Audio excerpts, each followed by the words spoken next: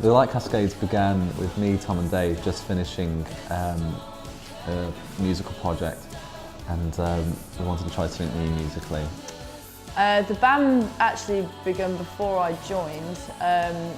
The boys were in a band prior to that, a bit of a rock band. We had a member leave. It was a drummer, quite a vital element. And then we came up with this idea of using programmed drum beats. And then it became this electro sort of sound that we've got now. So Tom got in contact with me. I came down to London to do a one sort of take session, and then just sort of ended up not leaving. And that's how it began really, just, 7 years ago. Well, it's very 80s influenced from the bands, but then we want it as a commercial side, so we've added an element of pop. The main musical influence is like Cure, M83 and Faint. We've got the guy and girl vocals, so we look at classics, we look at the best there is, and we try and pull references from them. Personally, my own influences probably come from strong female vocalists in bands like something like a Debbie Harry or Stevie Nicks, big one. My influences go from electro to punk to all sorts really. A lot of acoustic and folk music as well. As well as more bluesy things with really strong vocals like Etta James or Nina Simone, that kind of thing. So it's quite cool to bring that element in, which is obviously totally different from the band, and then collaborate with male vocalists and do some different harmonies and stuff. It's quite a bit different, but it's quite cool. So it is pop music really, but with a lot of electro influences. The writing is usually done by Steve and Tom, who will come up with the foundations of each song.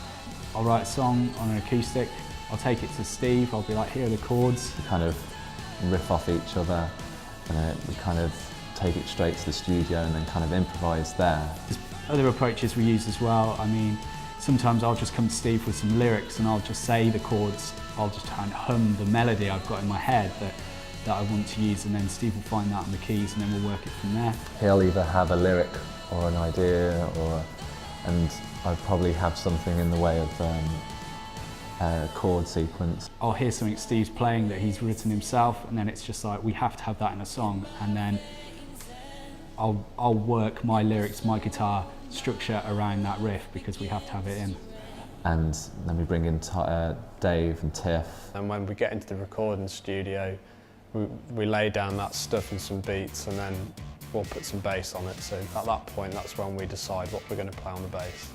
I take it to Tiff, and then that's where things come alive vocally. Tiff will work with Tom melody-wise.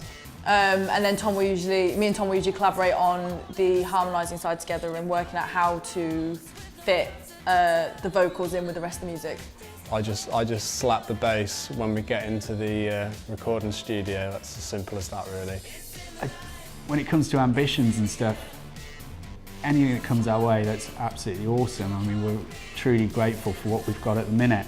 I hope to achieve a wide, dedicated fan base. That would strike gold if we did that. And in terms of trying to gig with anyone specific, I guess The Cure would be amazing.